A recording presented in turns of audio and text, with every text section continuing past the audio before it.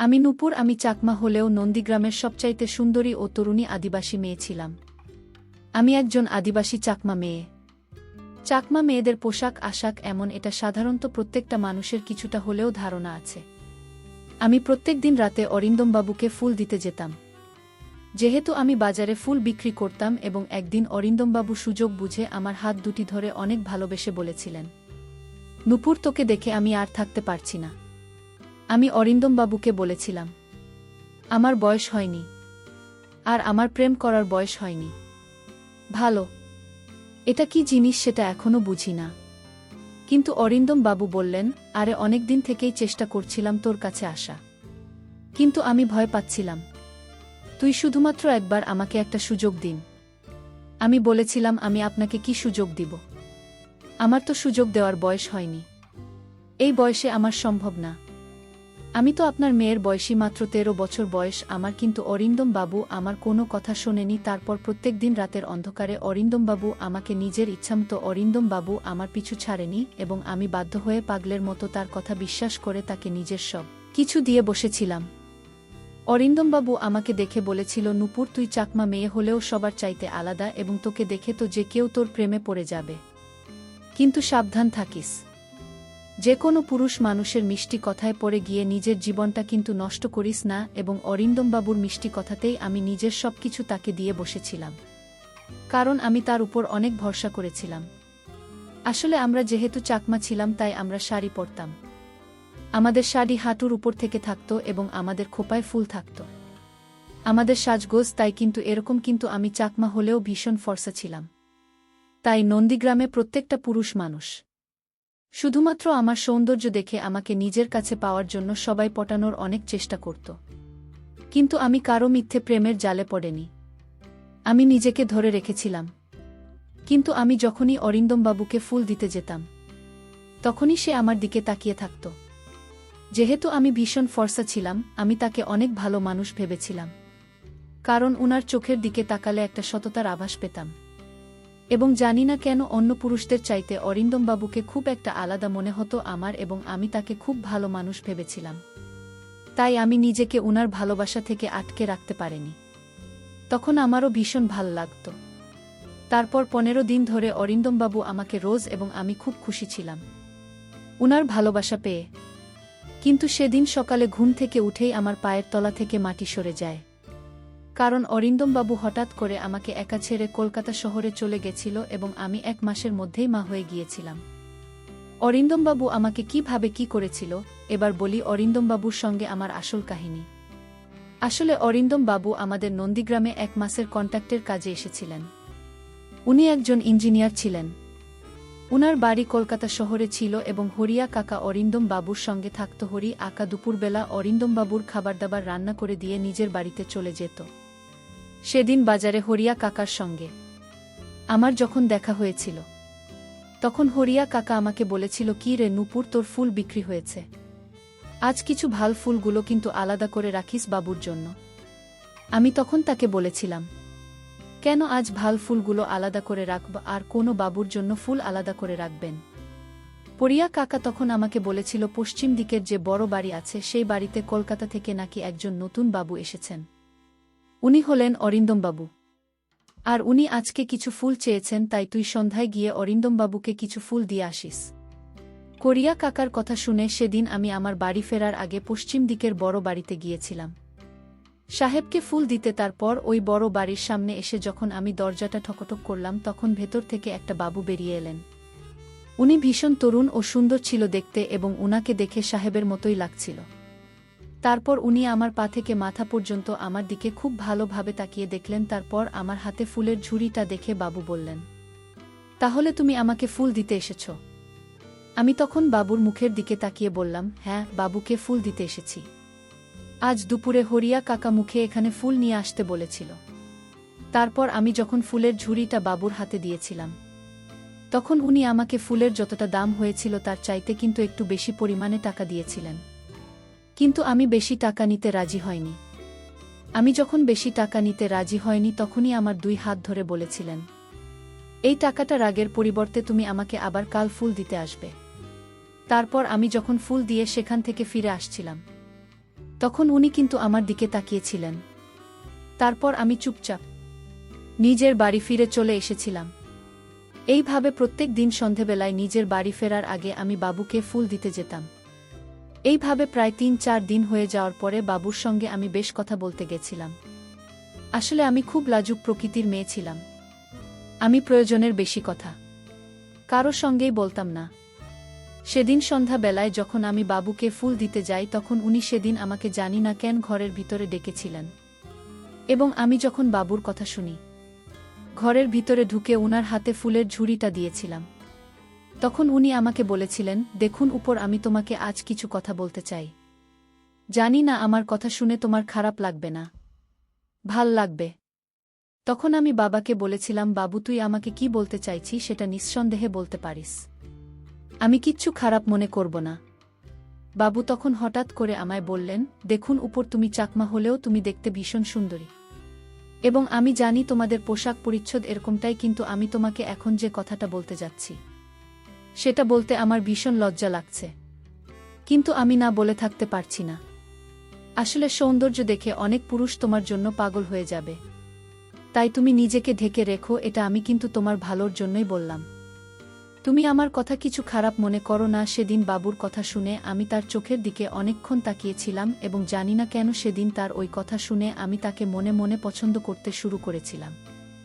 এবং ধীরে ধীরে কখন যে আমাদের দুজনের মধ্যে প্রেম হয়ে যায় সেটা আমরা বুঝতে পারিনি, এবং আমি তো নিজেকে খুব ভাগ্যবতী মনে করেছিলাম, কারণ আমার মতো একজন আদিবাসী মেয়েকে একজন সাহেব পছন্দ করেছিল।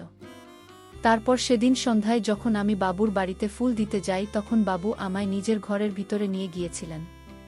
তারপর আমি যখন বাবুর ইচ্ছে বুঝতে পেরেছিলাম, তখন আমি কিন্তু বাবুকে মুখ ফুটে বলেছিলাম যে বাবু তুই যখন মরে বিয়ে না করবে ততক্ষণ কিন্তু আমি এসব কিছু করতে পারব না। আমি জানি তুই ওকে সত্যিকারের খুব ভালোবাসিস, কিন্তু এই সব ভালোবাসা স্বামী স্ত্রীর মাঝে হয়, কিন্তু আমি তো তোর স্ত্রী নেই, তাই যেদিন তুই আমাকে বিয়ে করবি সেদিন তুই পাবি। তারপর বাবু আর আমাকে কোনোদিনও সবের জন্য জোর করেনি। তারপর 2 দিন পরেই বাবু একজন পণ্ডিতকে ডেকে নিজের ঘরের মধ্যেই আমাকে বিয়ে করেছে এবং আমাকে বলেছিল আমি যাতে বিয়ের কথাটা এখন কাউকে না বলি। তাই বাবুর কথা মতো আমিও এই বিয়ের কথাটা আমার বাড়ির লোককেও বলিনি। যে বাবু সাহেব আমাকে বিয়ে করেছিলেন, সেদিন বিয়ে করার পরে প্রত্যেক দিন অরিন্দম বাবু আমার সঙ্গে নিজের পূরণ করতেন, কখনো দুপুরে কখনো সন্ধ্যায়, তার যখন ইচ্ছে হতো। এবং এই কথাটা কিন্তু কেউ জানত না যে আমার সঙ্গে অরিন্দমবাবুর বিয়ে হয়েছিল, কারণ আমরা লুকিয়ে দেখা করতাম। এমনকি হরিয়া কাকা এই কথাটা জানত না। আসলে অরিন্দমবাবু আমাকে বলেছে সে নাকি যখন শহরে ফিরে যাবে তখন নাকি আমাকেও নিজের সঙ্গে করে শহরে নিজের বাসায় নিয়ে যাবে, এবং সেদিনই সে আমার বাবা মাকে সব কিছু সত্যি কথা বলে দিবে। তাই আমিও স্বামীর কথায় বিশ্বাস করে চুপচাপ ছিলাম। তারপরেই ভাবে 20 দিন হয়ে যাওয়ার পরে সেদিন আমি যখন অরিন্দম বাবুর বাড়িতে যাই তখন দেখি বাড়িতে অনেক বড় তালা লাগা ছিল। তারপর আমি যখন হরিয়া কাকাকে অরিন্দম বাবুর ব্যাপারে জিজ্ঞেস করেছিলাম তখন হরিয়া কাকা যা বলেছিল সেটা শুনে তো আমার মাথায় মনে হলো আকাশ ভেঙে পড়ে গিয়েছে, কারণ অরিন্দম বাবু তো নিজের কাজ শেষ করে কলকাতা শহরে আবার ফিরে চলে গিয়েছিল এবং সে আমাকে একবারও এ কথা বলেনি যে সে আজকেই কলকাতা শহরে ফিরে চলে যাবে। এমনকি সে নিজের বাড়ির ঠিকানাটুকুও আমাকে বলেনি, বাদেনি। এবং সেদিন আমার আর কিছু বুঝতে বাকি ছিল না যে অরিন্দমবাবু আমার সঙ্গে শুধু নিজের ইচ্ছেটা পূরণ করার জন্য আমার সঙ্গে বিয়ের নাটক করেছিলেন। তার মানে উনি আমাকে কোনোদিন মন থেকে ভালোবাসেনি। অরিন্দমবাবুর আমাকে ছেড়ে চলে যাওয়ার পরে আমি কিন্তু 9 মাস তার অপেক্ষায় বসেছিলাম, এবং আমি ওই সময় 9 মাসের একজন মা হয়েছিলাম। আমি অরিন্দমবাবুর মা হতে চলেছিলেন। জানি না কেন, তাও আমার মনে একটা বিশ্বাস ছিল যে একদিন না একদিন অরিন্দমবাবু আমাকে অবশ্যই নিতে আসবেন। এদিকে গ্রামের লোকেরা তো আমার এবং আমার পরিবারের ঘুম হারাম করে দিয়েছিল। আমার জাতির লোকেরা তো আমাকে ও আমার বাবা মাকে জাতি থেকে বহিষ্কৃত করেছে। আমাকে সবাই কলঙ্কিনী বলে ডাক। তাও আমি চুপচাপ সবকিছু সহ্য করে এটাই ভাবতাম যে একদিন অবশ্যই আমার জীবনের সবকিছু ঠিক হয়ে যাবে। 9 মাস অপেক্ষা করার পরেও যখন অরিন্দমবাবু আমাকে নিতে আসেনি তখন আমি হরিয়া কাকার কাছে অরিন্দমবাবুর কলকাতার বাড়ির ঠিকানা নিয়েছিলাম, এবং ঠিকানা নিয়ে আমি নিজের মনের সাহস করে নন্দীগ্রাম থেকে একাই কলকাতা শহরে গিয়ে অরিন্দমবাবুর বাড়িতে গিয়ে পৌঁছেছিলাম। তারপর সেখানে গিয়ে দেখি অরিন্দমবাবুর অনেক বড় বাড়ি, এবং সে পুরো বাড়িটি কর্মচারীরা ফুল দিয়ে খুব সুন্দর করে সাজিয়ে তুলেছিল। আমি বুঝতে পেরেছিলাম এখানে কোনো অনুষ্ঠান হচ্ছে। তারপর আমি যখন বহু কষ্টে বাড়ির ভেতরে প্রবেশ করলাম তখন দেখলাম একজন ভদ্রমহিলা সবাইকে কাজের নির্দেশ দিচ্ছিলেন। তারপর ওনার নজর যখন আমার উপরে পড়ল তখন উনি আমাকে জিজ্ঞেস করলেন, এই মেয়ে তুমি আমার ঘরে কি করছো, এবং তুমি তো 9 মাসের গর্ভবতী মনে হচ্ছে। তুমি এখানে কিসের জন্য এসেছ? তুমি কি আমার বাড়িতে কোনো কাজ করতে চাও? কিন্তু তুমি গর্ভবতী হয়ে কিছুই তো কাজ করতে পারবে না, এবং তোমার অবস্থাও খুব খারাপ লাগছে। তুমি কি খাবার দাবারও ঠিকঠাক খাওনি নাকি? আরে তুমি কিছু বল, তুমি এভাবে চুপচাপ দাঁড়িয়ে থাকলে আমি তোমার ব্যাপারে কিছুই জানতে পারবো না। আমি তখন উনার সামনে হাত জোড় করে বললাম, মা, আমি অরিন্দম বাবুর সঙ্গে দেখা করতে চাই। ঠিক ওই সময় অরিন্দম বাবু উপর থেকে নিচে নামতে আমার দিকে দেখতে আমার সামনে এসে দাঁড়ালেন। তারপর আমি যখন 10 মাস পরে আমার স্বামীকে নিজের চোখের সামনে দেখলাম তখন আর পা ধরে প্রণাম নিতে গেলাম। ঠিক তখনই অরিন্দম বাবুর মা আমার হাত ধরে বললেন, এই মেয়ে তুই এসব কি করছিস? আমি তখন নিজের কপাল থেকে চুল সরিয়ে দিয়ে বললাম, আমি অরিন্দম বাবুর স্ত্রী এবং আমি উনার বাচ্চার মা হতে চলেছি। অরিন্দম বাবুর মা তখন আমার হাত ধরে বললেন, তোর কি মাথা খারাপ হয়ে গেছে? তোর মতো একটা চাকমা মেয়েকে আমার ছেলে বিয়ে করবে? আমার ছেলের 2 দিন পরে বিয়ে আছে, তাই এসব তামাশা একদম এখানে করবি না। তাই এখান থেকে চুপচাপ বেরিয়ে যায়। তোর মতো যে কোনো রাস্তার মেয়ে সে বলবে যে সে আমার ছেলের স্ত্রী আর আমরা সেটা মেনে নেব। ওই সময় আমি কিন্তু অরিন্দমবাবুর চোখের দিকে তাকিয়েছিলাম। তখন উনি আমাকে যা বলেছিলেন সেটা শুনে তো আমার পায়ের তলা থেকে যেন মাটিটায় সরে গিয়েছিল। কারণ উনি আমাকে বলেছিলেন, কে তুমি? আমি তোমাকে চিনি না, আর আমার বাড়িতে এসব ঝামেলা না করে চুপচাপ তুমি বাইরে বেরিয়ে চলে যাও। কারণ 3 দিন পরেই আমার বিয়ে আছে। তারপর তারা আমাকে জোর করে বাড়ি থেকে বের করে দিয়েছিল। বাড়ি থেকে বের করে দেওয়ার পরেও আমি কিন্তু অরিন্দম বাবুর বাড়ির সামনে বসেছিলাম। আমি কিন্তু হার মানিনি এবং তাদের আমাকে অনেকবার বলার পরেও যখন আমি সেখান থেকে কোথাও যাইনি তখন অরিন্দম বাবুর মা আমাকে বলেছিলেন, এই মেয়ে তুই যদি এখান থেকে না যাস তাহলে আমি কিন্তু পুলিশ ডাক। উনার কথা শুনে আমি কিন্তু তাও তাদের বাড়ির সামনে থেকে কোথাও যাইনি। আমি চুপচাপ ওখানে বসেছিলাম। তারপর অরিন্দম বাবুর মা যখন পুলিশ ডেকে আমাকে পুলিশের হাতে দিয়েছিলেন তখন আমি পুলিশকে কিন্তু সবকিছু সত্যি কথা বলতে বাধ্য হয়েছিলাম যে আমার সঙ্গে 10 মাস আগে অরিন্দম বাবুর সঙ্গে আমার বিয়ে হয়েছিল। তারপর পুলিশ যখন আমার অসুস্থ শরীর দেখে আমাকে একটা সরকারি হাসপাতালে নিয়ে যায়, সেই হাসপাতালের এক নার্স আমার অনেক সাহায্য করেছিল। এমনকি ওই সেবিকা পুলিশকে গিয়ে বললেছিল কিছুদিনের মধ্যেই কিন্তু আমার বাচ্চা হবে এবং ওই বাচ্চার ডিএনএ ও অরিন্দমবাবু ডিএনএর সঙ্গে টেস্ট করলে কিন্তু সব কিছু সত্যি কথা প্রমাণ হয়ে যাবে। তা সত্ত্বেও কিন্তু অরিন্দমবাবু আমাকে গ্রহণ করতে রাজি ছিলেন না। এমনকি অরিন্দমবাবু তো আমার সামনে পুলিশকে বলেছিলেন আমার এই চাকমা মেয়েটাকে দেখতে ভাল লেগেছিল, তাই আমি তার সাথে রাতাতার মানে তো এই নয় যে আমি একজন চাকমা মেয়েকে নিজের বাড়ির বুক করব। তারপর পুলিশে যখন আমার কথায় বিশ্বাস করে অরিন্দমবাবুকে আমার সামনে তাকে জেলে ভরার হুমকি দিয়েছিল, তখন আমি পুলিশের পা ধরে বলেছিলাম, বাবু দয়া করে মোর স্বামীকে কোনো শাস্তি দেবেন না। ওটা মোর স্বামী, আমি আমার স্বামীকে কোনো কষ্ট দিতে পারব না। তা সত্ত্বেও কিন্তু অরিন্দমবাবু আমাকে গ্রহণ করতে রাজি ছিলেন না। আর এদিকে আমি তাও বিশ্বাস করে বসেছিলাম যে আমার ভালোবাসার জয় হবে এবং কাউকে শাস্তি দিয়ে নয়, তাকে ভালোবেসে তার মন জয় করা যাবে। এদিকে অরিন্দমবাবুর বাড়িতে ও সব কিছু প্রকাশ হয়েছিল এবং অরিন্দমবাবুর সঙ্গে যে মেয়েটার বিয়ে ঠিক হয়েছিল তারাও সব কিছু জানার পর এই বিয়েটা কিন্তু ভেঙে দিয়েছিল। এদিকে আমি খেয়ে না খেয়ে অরিন্দম বাবুর বাড়ির সামনে পড়ে থাকতাম। তারপর সেদিন আমার যখন অনেক পেটে ব্যথা হয় তখন জানালা দিয়ে কিন্তু অরিন্দম বাবুর মা সব কিছু দেখছিলেন এবং আশেপাশের কিছু মহিলা আমার খুব সাহায্য করেছিল।